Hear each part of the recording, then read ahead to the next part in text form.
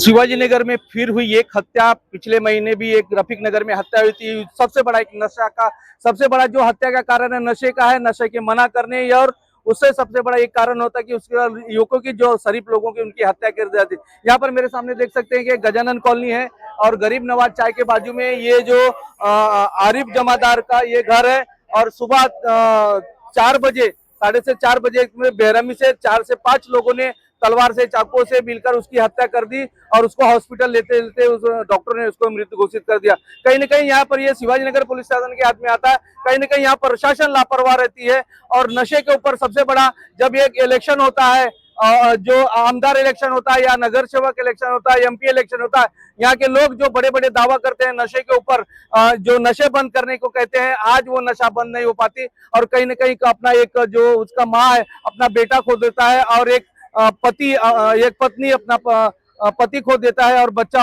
अनाथ हो जाता है। तो कहीं कहीं यहाँ पर एक हमारे साथ में फिर भी एक जुड़ेंगे। सर क्या कहेंगे उसके बारे में? मैं ये कहूंगा कि नशे के ऊपर कोई क्या कार्रवाई कर रहा है हमें वो नहीं मालूम। सिर्फ हम सवाल ये करेंगे कि अगर यहाँ के जितने भी पॉलिटिशियन लोग हैं वो ये कहते हैं कि हम नशे के ऊपर कार्रवाई कर रहे हैं, तो अभी तक उसका रिजल्ट क्या आया? ये रिजल्ट आया हमारा भाई हमारे बीच में से चला गया। वहां पर कुछ लेडीज और भी लोग खड़ी हुई हैं। पूछिए, इस नागौरी वाले को हमें बस कराना है। इस तरीके से ये नहीं चलेगा। ये नागौरी वाला पूरा का पूरा सिस्टम बिठा के रखता है। इसने रात 3 बजे यहाँ पर नागौरी खोला था और वो लड़के लोग इसी की नागौरी में आकर अपना प्लान वगैरह सब कुछ बनाए हैं। तो आपने देखा ये गरीब नवाज का नागौरी दिन भर चलने का, लेकिन रात भर 3 बज चलना कभी न कभी एक प्रशासनीय सवाल भी खड़ा करता है ये प्रशासन के ऊपर लेके।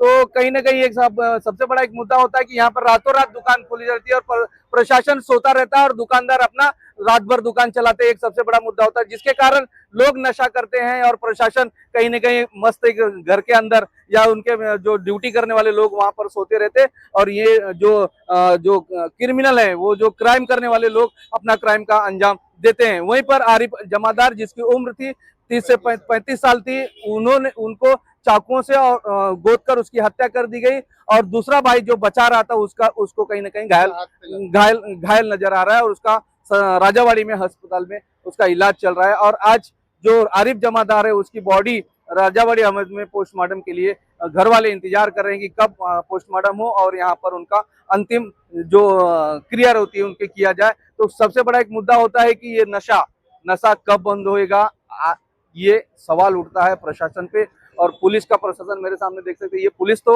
यहाँ पर जब मतलब कुछ क्राइम होता तो यहाँ पर पुलिस का बंदोबस्त कर दिया जाता है, लेकिन इससे पहले भी क्यों नहीं किया जाता है? इनको जो नशेड़ियों का इलाज क्यों नहीं किया जाता है?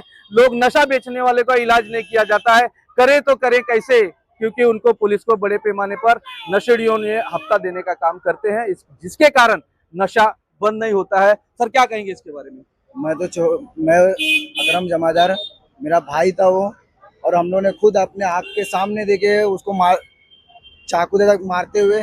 बट मैं यही चाहूंगा, मेरे को जो इंसाफ चाहिए, बस इंसाफ और कुछ नहीं। कितने जन मारने में थे? कम से कम वो लोग 5 से 6 जन के ऊपर ही थे। वो लोग मारने के लिए घर में घुसे, माँ बाप के ऊपर हमारे अंदर घुसे, हाथापाई किए, तलवारों से मारने की कोशिश किए।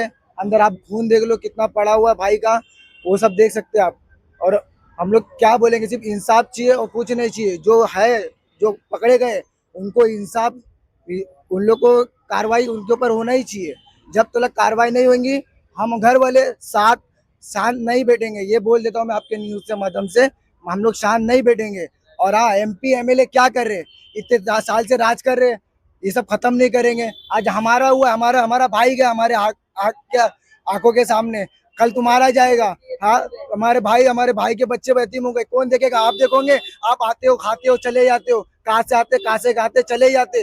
नगर सेवक आते, ये आ गया वो आ गया, क्या करते? कुछ नहीं करते, आते और चले जाते, अपना राज करके चले जाते। बस नाला गटर और नशे पे कौन ध्यान देगा? नशे के चक्कर में मेरा भाई चला गया।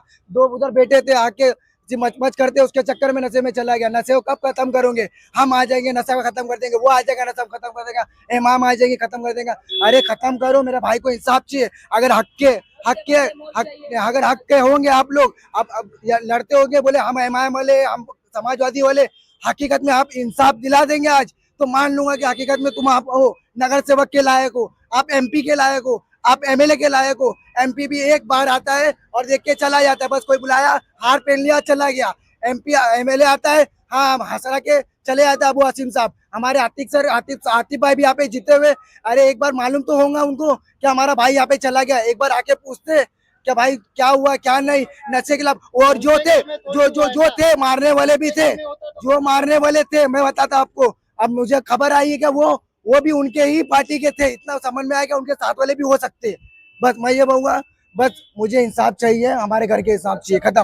मौत के लिए मौत चाहिए, खत्म। बस मुझे इंसाफ चाहिए, उनके भाई की पुकार है, प्रशासन से पुकार है, उनको इंसाफ चाहिए। बोलिए। प्रशासन का मैं एक जगह तहे दिल से शुक्रिया भी अदा करूंगा कि जितने लोग प्रशासन को पता चला रात 4 बजे से लेके अभी 11 बज रहा 10 बज रहा जो भी है 12:40 हो रहा है, अभी तक के हमें कॉपरेट जिस तरीके से प्रशासन ने किया है, तो हम प्रशासन से एक रिक्वेस्ट करेंगे, अब 6 नंबर क्राइम डीसीपी सर से भी हम एक रिक्वेस्ट करेंगे कि इस नागौरी वाले के ऊपर एक्शन ले लो, यहाँ पर नशे पे कंट्रोल हो जाएगा।